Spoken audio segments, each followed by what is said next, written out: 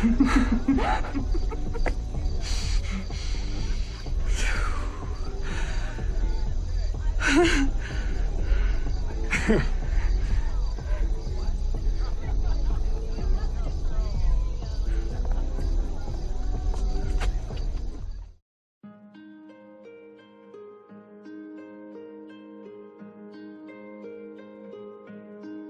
have a pitch for you. Not Wexler McGill, but Wexler and McGill. Then by the power vested in me by the state of New Mexico, I now pronounce you husband and wife. You may kiss. How'd your day go? I got married.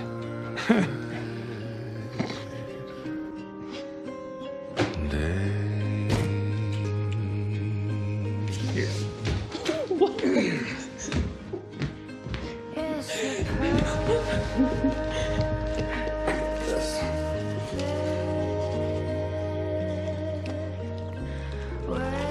Oh, I'm fine with that. Me too. Wait till you see what I floss with.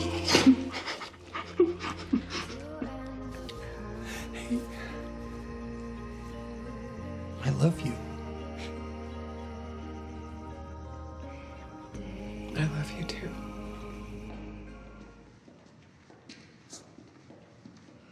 I know that was tough.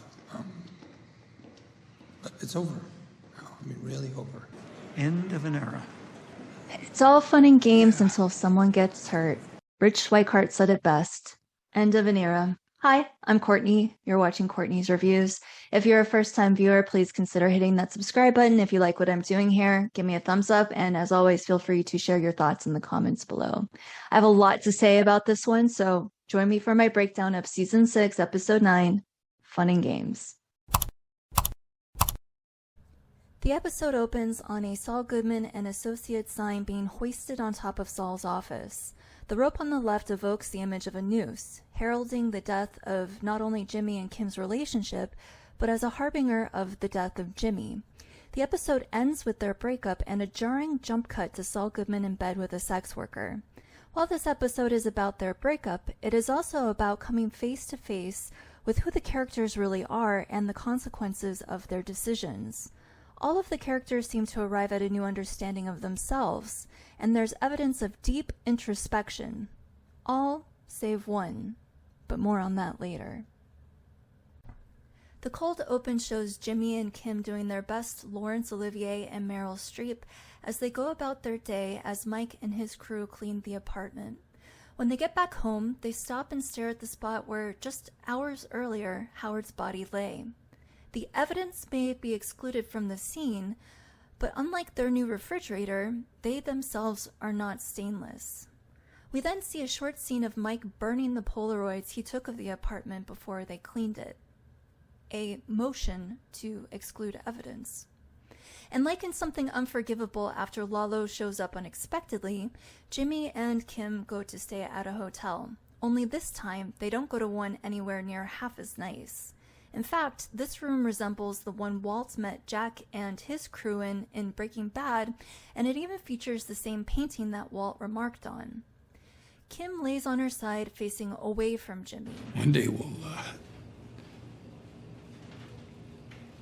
wake up and we'll brush our teeth and we'll go to work. And at some point we'll suddenly realize that we haven't thought about it at all. This is the same thing that Mike told him in Something Unforgivable. One day you're gonna wake up, eat your breakfast, brush your teeth, go about your business. And sooner or later, you're gonna realize you haven't thought about it. None of it. And that's the moment you realize you can forget. But unlike Jimmy, Kim doesn't seem to want to forget. I have much more to say about the Kim and Jimmy storyline, but I'm going to table that for now to talk about the other two major storylines of the episode. Gus arrives at Don Eladio's hacienda to speak with him, Bolsa, Hector, and Marco and Lionel. They meet outside next to the pool, the very site where Gus's partner, Max, was killed and where Don Eladio will meet his fate in Breaking Bad. In this shot, we see an out-of-focus cow skull in the foreground, a symbol of death. Eladio, in his typical garish dress and smoking a cigar, informs Gus that Hector has alleged that he killed Lalo in a letter that he dictated to his nephews, letter by letter. Hector asks Eladio to look into Gus's eyes because he will see that he is their enemy and he hates him, and Hector demands blood for blood. Gus glances over at the Salamancas and we get the reflection of fire in his glasses, a visual metaphor for just how deeply his hatred for them burns. Lalo, you'll recall, staged his own death and faked his body double Mateo's dental records. With only Hector knowing the truth, there is no evidence to the contrary. It is all buried with Howard under the superlab. The evidence has all been excluded. Gus says very little in this scene in a show of deference. He declines to respond to Hector's allegations and instead lets Lionel, Marco, and Bolsa do all of the talking. They're the ones who corroborate the fiction that Lalo is dead and was working for the Peruvians. Don Eladio accepts that Lalo is dead and he dismisses Hector. Eladio tells Gus that he will work under Bolsa, and as he gets up to leave, says that he sees a little hate in Gus's eyes, which is fine as long as he remembers that he's the boss. The scene ends with this image of Gus as seen from the bottom of the pool, an obvious reflection on Max's death. The movement of the water distorts his image, giving us a peek into the turmoil that lurks just below the surface of his calm exterior. Back home, Gus opens all the windows and lets the sunshine stream in as the birds chirp outside. Lalo Salamanca is finally dead and buried, and things have been smoothed over for now. He meets with Mike, who he instructs to begin construction on the lab immediately. Despite all that deference he feigned to Don Eladio, there is no intention to remember who the boss is. Before he shuts the door to the tunnel, he holds eye contact with Mike. Perhaps he too is looking for signs of hatred. The next scene opens on Gus going out to celebrate. Notice the painting of the buffalo. It is an image in stark contrast to the cow skull by Eladio's pool. This buffalo in the painting is fecund, healthy. Gus is addressed by name and he greets the bartender by name, letting us know that he is a well-known and valued customer. It has been implied that Gus is gay and Max was more than just a business partner. I believe this scene confirms that. David, a sommelier, comes up to say hello and they speak with all the familiarity of old friends. David tells Gus about a man who came in earlier that evening, dressed quite garishly and smoking a cigar. Who does that remind you of? And this man ordered a nice bottle of wine only to exchange it for a rum and Diet Coke. Clearly a man of no taste. David then tells Gus a story about going to Europe and discovering this beautiful village, pausing to ask if Gus can taste the blood-like flavor of iron oxide and manganese in the wine. Gus confesses he bought a bottle from the same region after David painted a compelling picture the last time they spoke and is saving it for a special occasion. Just when I thought Gus might invite David over to help him drink it, David tells him about a bottle his boss bought that he cannot open but wants to show Gus. When he rushes off to get it, we see the first genuine smile I think we've ever seen. Gus takes the last swallow from his glass, and with the taste of blood heavy in his mouth, perhaps he remembers sangre por sangre, blood for blood. His focus is on revenge, and there's no room in his life for love. I think Gus knows that he cannot have another relationship. It is a bottle that he cannot open, at least until the boss in his life is out of the picture. Any partner in his life is potential collateral damage, and just maybe he abstains because the thought of losing another loved one leaves a bad taste in his mouth. It's all fun and games until someone gets hurt. Back at his house, Mike puts away his gun, and as he opens the case, he sees Manuel's fake ID. He pauses to look at it before putting it away and sitting down to watch the game with a beer. He glances over at Kaylee's marble track, perhaps remembering the night she built it when Nacho called him repeatedly after escaping Lalo's compound.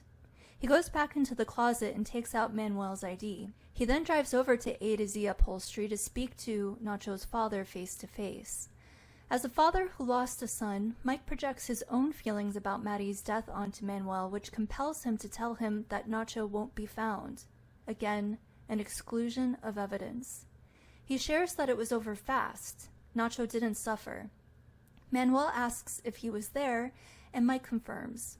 He then offers that Your son made some mistakes. He fell in with bad people.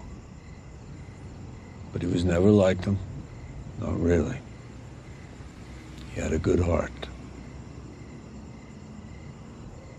The day is coming. There'll be justice. Justice? Mike thinks that Manuel doesn't understand him because of the language barrier, but it is because Manuel has a very different definition of justice. What you talk about is not justice. What you talk of is revenge. Mike is caged by his need for revenge, and this shot is the perfect illustration of the difference between the two men. In this moment, Mike is faced with the reality of his own motivation.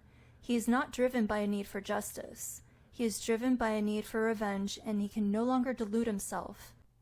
He likes to think of himself as a good guy with a good heart who's made some bad choices and fallen in with some bad people. Realizing that he's just another one of those gangsters is the final step into the transformation of the Mike we see in Breaking Bad. As I mentioned in my introduction, this is largely an episode about the characters coming face to face with who they really are. This reckoning happens when they go face to face with another character and see their true selves reflected back to them. For Gus, it was going face to face with the cartel. For Mike, it was going face to face with Manuel. For Kim, it is going face to face with Cheryl. Kim and Jimmy arrive at HHM for Howard's memorial, and their relationship ends where it began. As they wait for the elevator, Kim pulls a piece of lint off of Jimmy's jacket, and he remarks that they got a new trash can. In the very first episode of the series, Jimmy kicks that trash can and then joins Kim outside where they share a smoke. When she goes back in, she picks up the garbage. Cleaning up after Jimmy is an act that she will repeat many times throughout their relationship, but this scene is the last time. Jimmy tells her, "We can get through 20 minutes of anything," and it is exactly 20 minutes until that jarring jump cut to Saul Goodman. They get some water and chat with Rich, who tells them that HHM is downsizing and changing their name. As they leave to go speak to Cheryl, Rich says, Jimmy, Saul. Bye, Rich. the transformation is almost complete. Notice the exit sign looming overhead. There is another one as they walk out after this scene, letting us know this is Kim's exit. Jimmy and Kim offer their condolences to Cheryl, and when Kim asks if there's anything they can do, Cheryl asks Jimmy about Howard's allegations of harassment. Jimmy explains that he didn't leave under the best of terms and was jealous that Howard had Chuck's respect, something he never had. Again, Jimmy invokes Chuck's name to clear himself. This scene also reminds me a bit of Bad Choice Road when Lalo showed up wanting the story.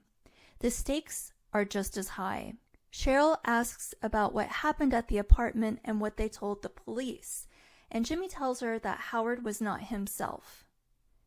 This scene is in contrast to the one with Mike and Manuel when Mike confirms that not only is Nacho dead, but he bore witness to the act. He doesn't give details, but Manuel neither asks or needs them. He can fill in the gaps.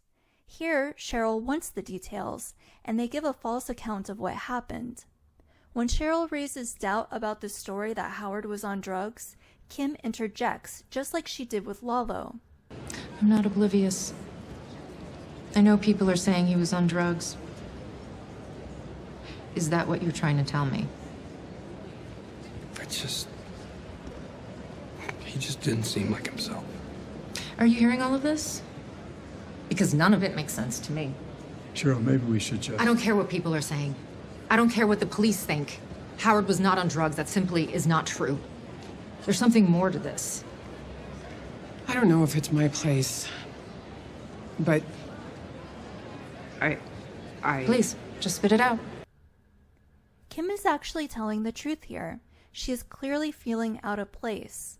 I mentioned in my last breakdown that her identity was distorted and neither she nor we, the audience, knew who she really was. Kim tells Cheryl a convincing story that affirms the lie, and when Cheryl asks Cliff if he ever saw anything, his hesitation is all the confirmation she needs. As she starts to break, Kim leans in as though to comfort her and shares, Cheryl, you were his wife. You saw him every day. You knew him better than anyone. Maybe I misunderstood what I saw. You would have known. Though it may not have been public knowledge, Kim and Jimmy knew that Howard and Cheryl were separated and that he'd been living in the guest house for the better part of a year.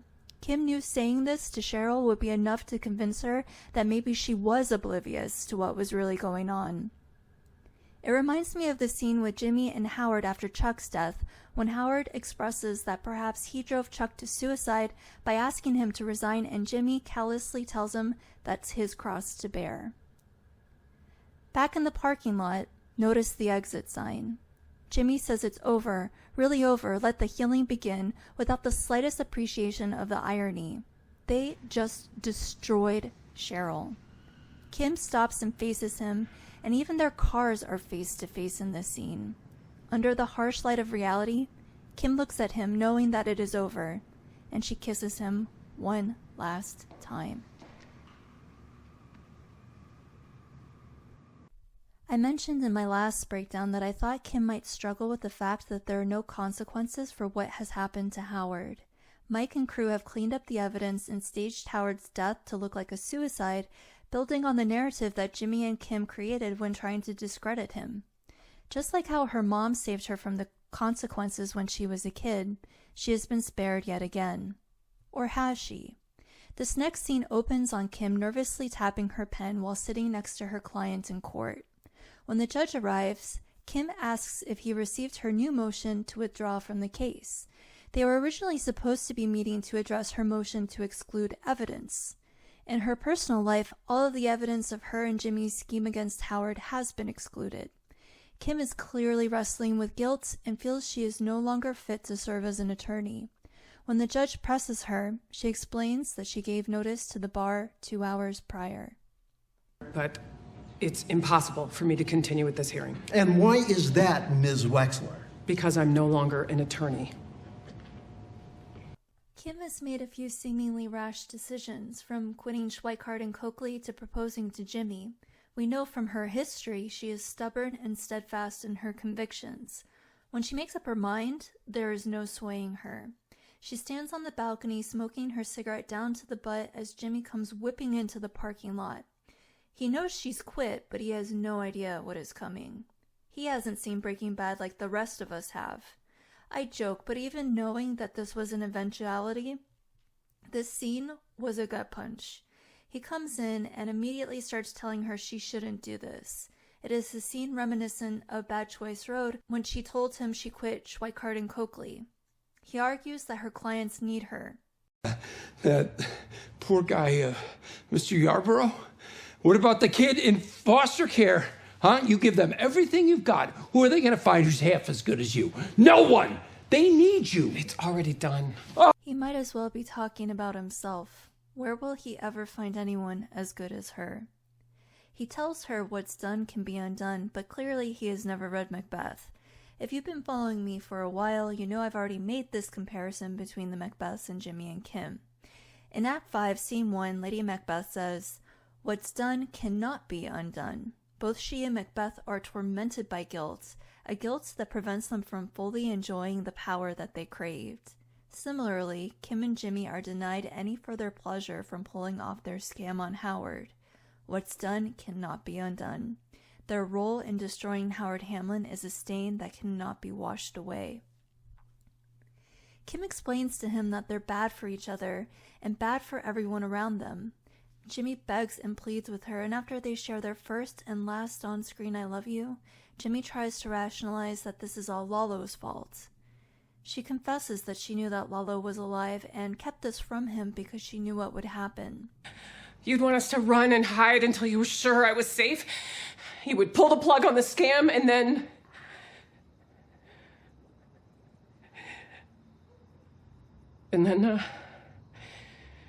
we'd break up.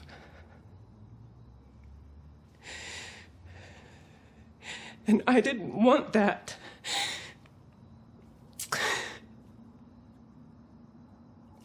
Because I was having too much fun.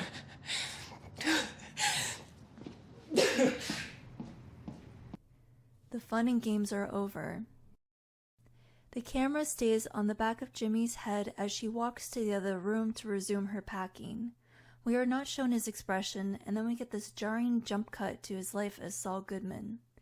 He's on a spinning bed, and as Howard told us in Plan and Execution, something about the centrifugal force silences the explosion. We immediately understand that Jimmy is dead, or at least buried deep underneath this garish facade. We didn't need to see Jimmy's face as she walked away, or see the devastation he felt in the days after. Saul Goodman is the aftermath. That tells us everything we need to know about how he coped with the breakup. He gets up out of bed, grabs his Bluetooth, and immediately gets to work. Todo negocios. It is all business. Even sex is just another transaction to him, and throwing himself into work and assuming this identity is his way of coping. I said in the introduction that every character had to come face to face with themselves in this episode, except for one. Gus, Mike, and Kim seem to possess a deeper self-awareness than Saul does. I think the final 4 episodes will be all about this reckoning. Before I go, I wanted to mention one more thing. When Mike is talking to Gus, he says the file cannot be closed. Tell me about the lawyers. Well, they spent a full afternoon with the cops. Without a body, they can't close the file. But for all practical purposes, it's over. This may not be the end to Howard's story after all. Perhaps the story will out. Or could this perhaps be foreshadowing that Jimmy and Kim never filed for divorce? Remember that a married couple cannot be compelled to testify against each other, so maybe they stay married legally. Or could it mean that the file on Jimmy and Kim's story isn't yet fully closed? While I cannot quite imagine them getting back together romantically, I have a feeling we haven't seen the last of Kim Wexler, or Jimmy McGill for that matter. I loved this episode, as painful as it was. It really doesn't get better than this. I have not been able to stop thinking about it, and I think it will stay with me a long time. So what did you think about this episode? What do you think will happen next? Share your thoughts in the comments below. If you enjoyed this video, hit that like button. If you're not yet subscribed, I hope you will join me for the final 4 episodes of this incredible series. Thank you for watching. All right, let justice be done, though the heavens fall.